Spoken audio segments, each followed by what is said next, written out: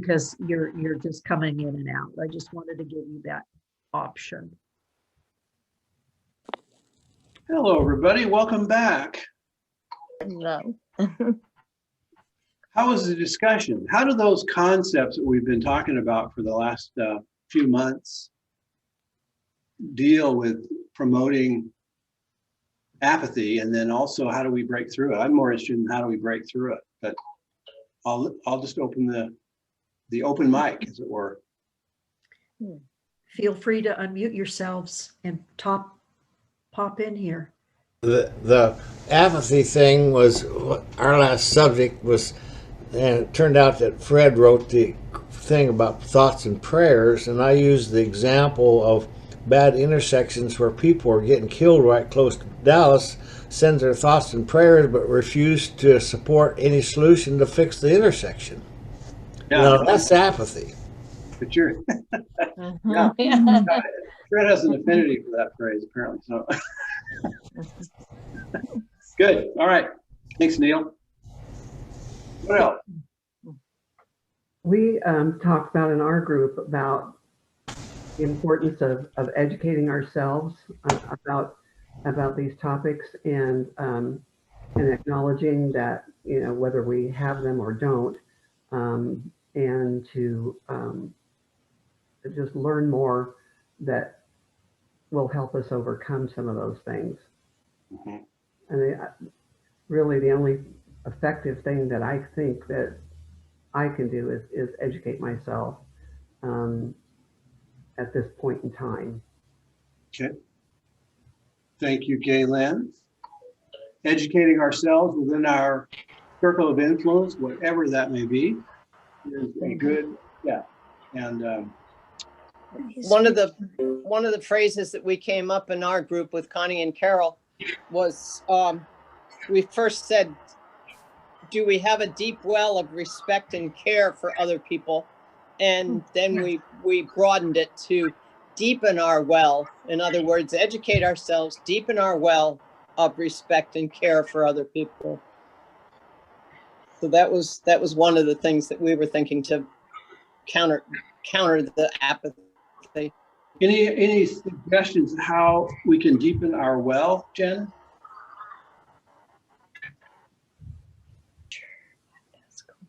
She's breaking up, Greg. Oh yeah, she's frozen. Yep, she's frozen. We would need more time than those few minutes to get into the specifics of how. Sorry. But the point you made, Carol and Connie and Janice, is that whole investment in whom you're talking with is really the key. Well, and I think when we were talking, the three of us, it was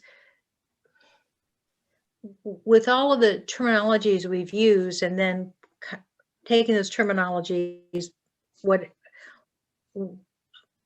and comparing it to apathy, how you don't go there is to choose not to live in white fragility and not to go to apathy. How do you go to care? How do you go to, I will listen as long as it takes? How do you go that I will listen, I'll learn, and I'll come alongside you?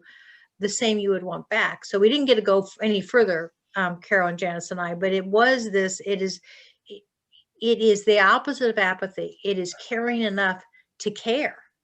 Mm-hmm. Very good. Yeah.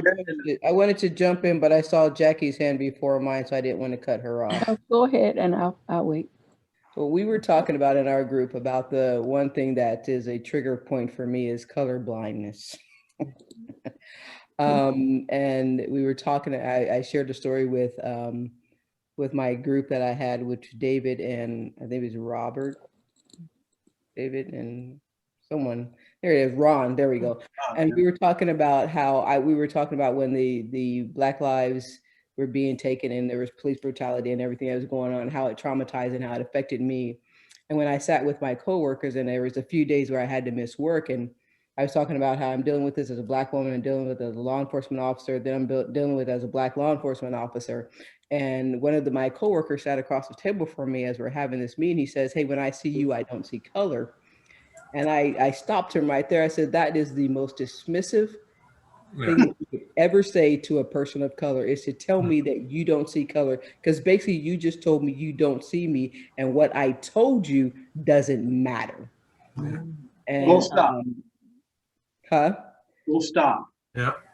Yeah. And so it affected me in such a way as like, here I am, you think just because I put on the blue uniform, we form this brotherhood / sisterhood, but you don't understand the plight of what I'm going through right now and how I'm feeling when I look out and see more Black and brown people being killed. And then I see law enforcement officers being killed and being, ridiculed or vilified in the media. And then I represent both classes.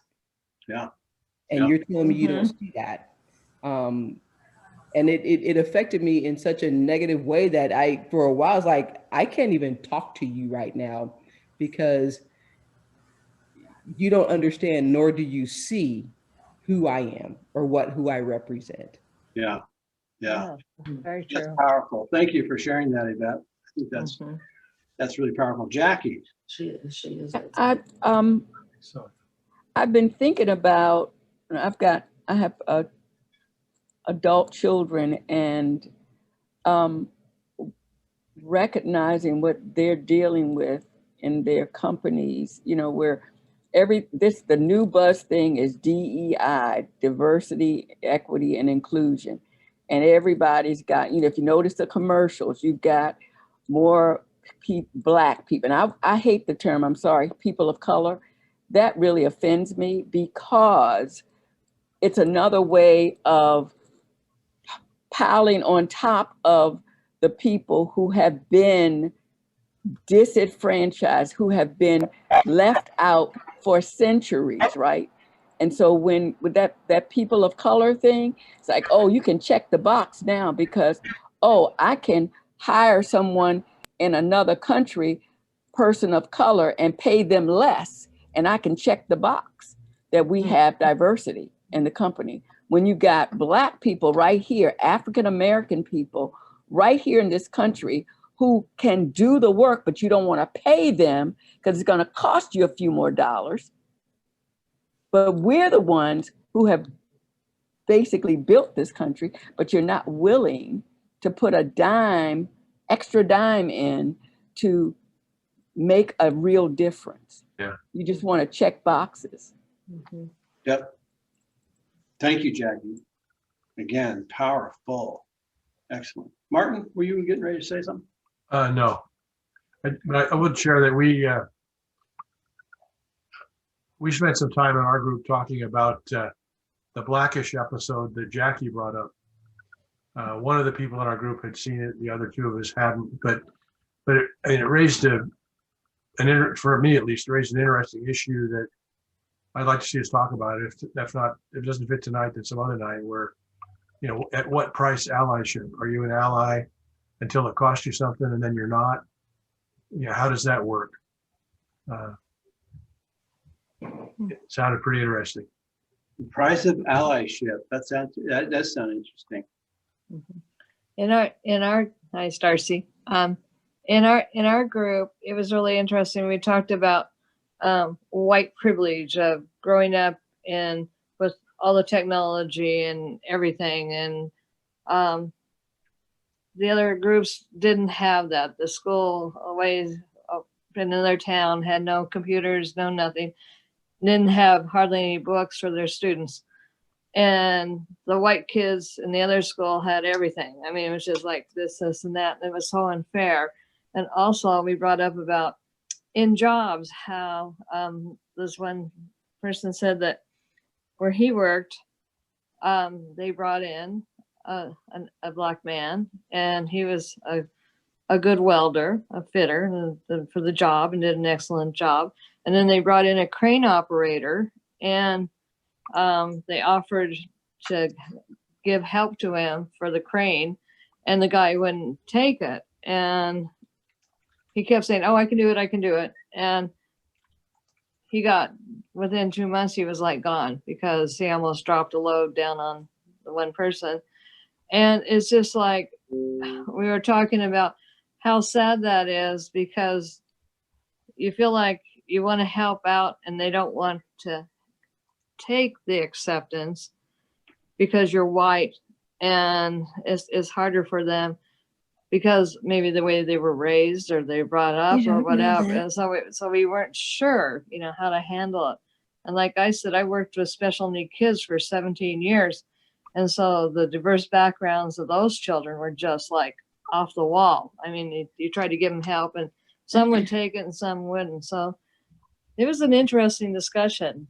I really enjoyed it. So our group was really very diversified on their feelings and their apathy of how we wanted to reach out and what we wanted to do. So I thought that felt really good. Thank you, Darla. I appreciate that a lot. Uh-huh. Robert. I was the one that was the one talking about that job, but part of my point was that the companies by law were supposed to hire a certain amount of Black people. And the way they got around that was they would put them in circumstances where they weren't supported properly. Yeah. And it was a method of putting them in a place where they would fail rather than having the support that a white person would have in the same opportunity. Mm-hmm. So they got past the law by saying they were incompetent. And they weren't necessarily incompetent. Right. Yeah. Right. In our group, we were discussing some of the terms that you gave us, Greg, and we talked about white privilege, and that's not usually associated with a choice. You're born with white privilege, and it's just the way things are. We don't have to do anything to have white privilege. We just have it. It was bestowed on us at birth. Yeah.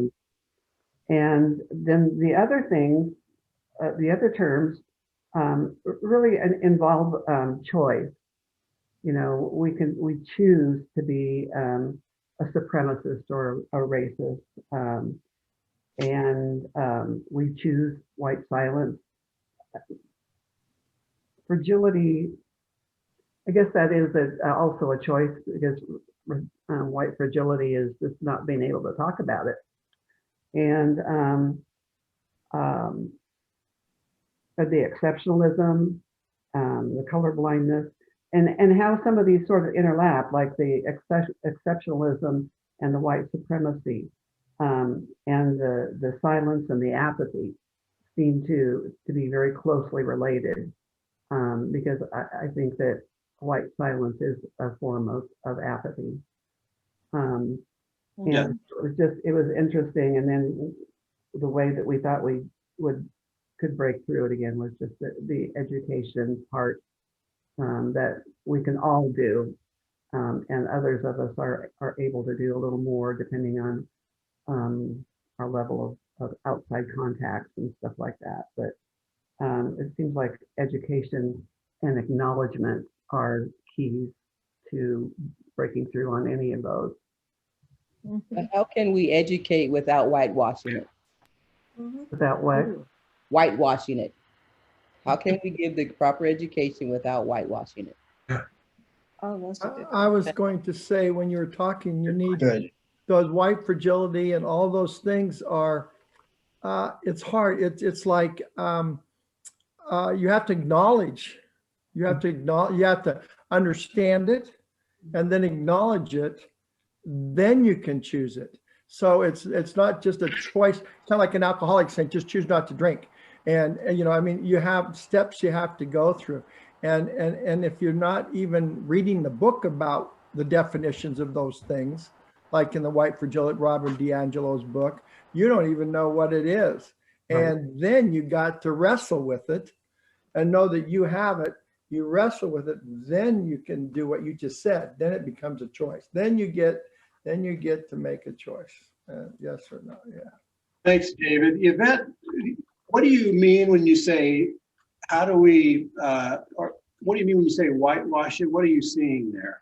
Well, basically, when we were talking in our group about history and the fabric of history and how it is, our country is built upon the fabric of history, what I learned is, because this is Black History Month, and then we had a school in Utah which allowed children to opt out of Black History Month. Oh. And when we even think about Black History Month and what information is being taught in school, it's dumbed down in a sense that I'm only going to talk to you about Martin Luther King. I'm only going to talk to you about Rosa Parks. I'm not going to talk to you about the other struggles and the other inventions or different things that Black people did, because I don't want you to, and I'm not trying to be offensive, but I don't want you to see their greatness. I just want you to know that they were there without showing you how great they were and what they did. I mean, traffic lights wouldn't be here, peanut butter, different things wouldn't be in existence without our brains and the science of it working. So when we talk about history, and when I'm talking about whitewashing it, is if you're going to talk about the history of Blacks, Hispanics, Jews, Asians, bring the truth. Don't dumb it down, and sanitize it so it's more palatable for others to receive. Good. They don't talk about Malcolm X. Yeah, no, they don't. Well, there's the information about Black History Month, Hispanic history and all that needs to be brought by the people who lived it, not by the white people. We need to hear about Black history from Black people, because Black people have always written the history. It's very powerful. I really like what I am hearing. I'm going to give Jackie's group a shout out, Changing the Lens, because I attended one of their workshops. And one of the things they had us do was we went through a very detailed list of incidents that happened against Black people in our history in America that were just horrific. And I'd never seen them all at once. Many of them I didn't even know about. And then we went in a small group and had to, look up these links and get a synopsis of what each one of these were, such as the Tulsa massacre. And, hundreds were murdered because they were being successful in the Black community. They burned it down, the Black Wall Street.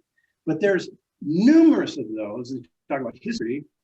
And then we came back and we had to report out. And so I heard it from all the rest of them, from the rest of the group.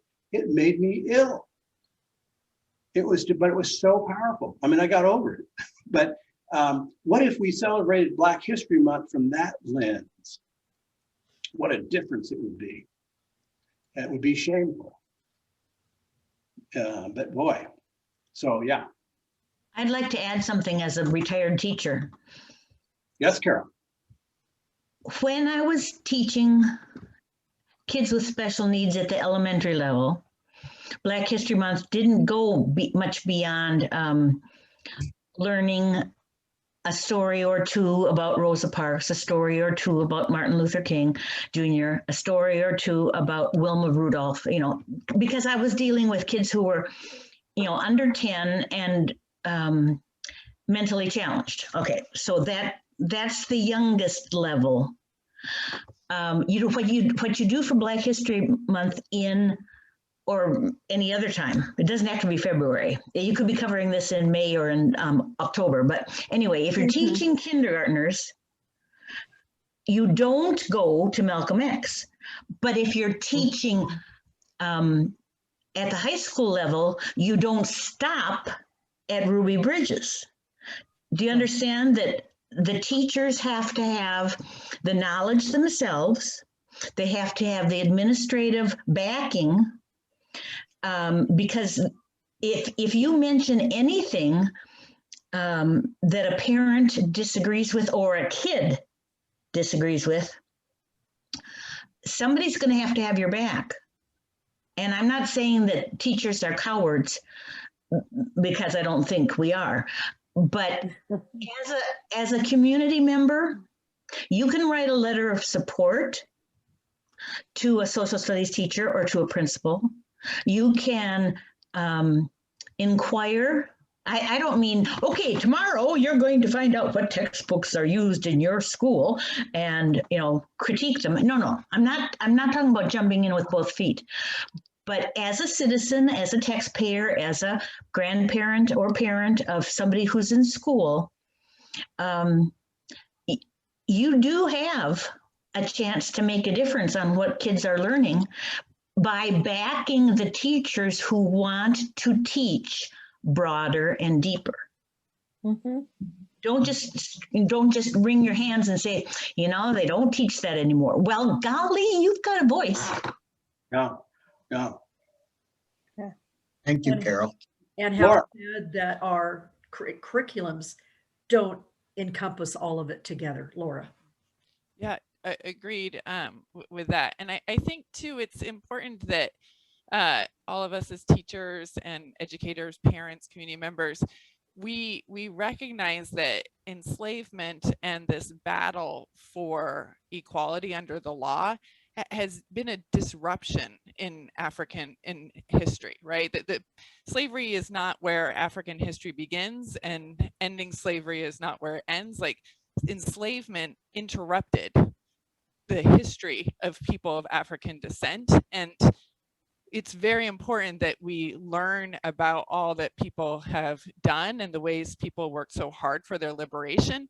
But that shouldn't be the only thing. We should not define our understanding of African Americans by their struggle, only by their struggle against these horrible and artificial constraints that were put on them. So there's so much that we haven't learned in school about the design of Washington, D.C., contributions to the cell phone, contributions to the new vaccines, like all of these contributions by African American people that have been minimized and erased from history. And then when we do Black History Month or African History Month, we talk about enslavement and civil rights, which those are the things that should be part of like white history, because it's because of white history that Black people had to do that. That's not the story of Black people, you know? And so I think that that's incumbent on all of us to reckon with the education we didn't get, to get that education for ourselves, and then to make sure we're passing it on. And that we recognize that whenever we're talking about African American History Month only in the context of civil rights, we're really talking about a huge fault line in white history. That African American people had to fight for the right to go to school, to drink from water fountains, to have equality under the law, and that they still have to fight for those things in this country. Yeah, very well said, Laura. Thank you, Laura. Thank you. Very well said. Let me sprinkle some seeds from what I heard, because that's important, and that's we're going to deepen our well. We need to embrace learning. We need to care enough to care to get over apathy. We need to acknowledge racism and own it. We need to be mindful not to define others based on their struggle exclusively, because there's more to the story than that. And we don't want to minimize or whitewash our history. We need to understand it, seek it out, and find the truth, and then we own it and we inform ourselves. And I would suggest that we sit down with a friend and share these ideas, these seeds. Fred. Yes, we have a chart we're going to put up, and boy, we're going to go through it fast. But I think it's important. It'll wrap up everything that we've been talking about. Okay. Many of you were asking for examples of white apathy, and so this is in the book that Layla saw that we've used as we've gone through this series. And there was one chart that I wanted to use, and I think what I'm going to do, we're going to go through these quickly, but I'll pause after each one, and using the excuses of laziness, tiredness, fear, boredom, numbness, or perfectionism, turning away from the news and other apathetic feelings and actions when it comes to engaging in anti-racism practice. This is one way that white apathy shows up. Yeah. Any thoughts on that? Oh, very true. Just speak up. You might unmute yourselves right now because I can't see the whole screen. I think that's true, Fred. It's, laziness and just this interest in fear, boredom, it's very true. I mean, that's what apathy is. And remembering what Carol Christ said and what Greg was just saying, doing very little anti-racism work and therefore not understanding just how urgent this work is. And so, you know, this knowledge is not something we were born with. This is something we have acquired or not acquired. And so that's pretty much what number 2 is about. 3 is practicing white silence, white exceptionalism, and inaction because of your attachment to the idea that you are a good white person. You know, yeah, well, number 4, using your high sensitivity, high introversion, or mental health and personal issues to opt out of doing the work, ignoring the fact that there are BIPOC or who are also highly sensitive, highly introverted, and have mental health and personal issues who cannot opt out of being at the receiving end of your racism. The idea of accepting, you know, well, I've said this outlandish thing, I've done this outlandish thing, and there's no response from this person, so they must accept or agree. Silence is not agreement, and I think that's something that we need to be aware of as we talk about this. You know, I'm going to pay you less. But you know, it's a privilege for you to be working in my company. So that, yeah. Number 5, not taking personal responsibility for your own anti-racism education, that is not seeking out books, podcasts, videos, films, articles, classes, and other resources that can support you in growing your understanding about racism and how to dismantle white supremacy. The underlying thread of this is that it does take education. It takes accumulating knowledge before we can really understand what we're talking about. 6 is overcomplicating what it takes to practice anti-racism using various excuses that allow you to procrastinate or become overwhelmed by the work that needs to be done. Any thoughts on that? 7, minimizing the effects of racism by telling yourself it's not that bad or that BIPOC are playing the race card. You heard that phrase? Oh, well, they're playing the race card on this. So that's very telling and says a lot. 8, being outspoken on issues not related to racism, but silent on issues that affect BIPOC. An example of this in recent history is the groundswell of white women who showed up for the first Women's March protest in the United States on January 21st, 2017, the day after President Donald Trump's inauguration, versus how many of these women show up for protests such as Black Lives Matter. And I wanted to mention this earlier, and I will right now. Be prepared as you're watching the inauguration, the impeachment trial. Tomorrow, Portland and the cities that have had the Black Lives Matter protests through the summer are going to be center stage. And what you're going to be seeing in there is, well, yeah, okay, the Capitol was a real problem, but they're in our thoughts and prayers. But now we've got to also go out and compare how all of this relates to Portland and Minneapolis and other cities where those people out there, those people in quotes, burned down the buildings. And so, you know, that's just the way it is these days. Number 9, using perfectionism to avoid doing the work and fearing using your voice or showing up for anti-racism work until you know everything perfectly and can avoid being called out for making mistakes. We're going to always make mistakes. We're going to say things that are inappropriate that we wish we could take back. We're not going to do some things we wish that we had done. That's part of learning. That's just really part of learning. 10, feeling frustrated and uncomfortable from realizing that there are no easy or safe solutions in this work. This frustration can lead to a sense of apathy by thinking, what's the point? And 11, using the excuse that because you did not create white supremacy, it's not really your job to work on dismantling it.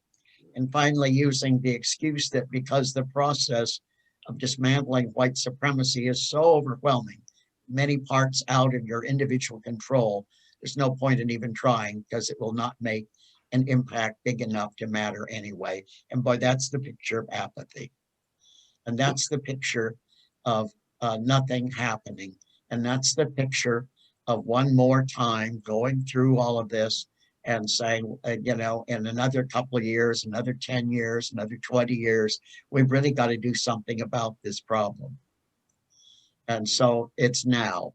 And that's what we started these conversations with. Now is the time.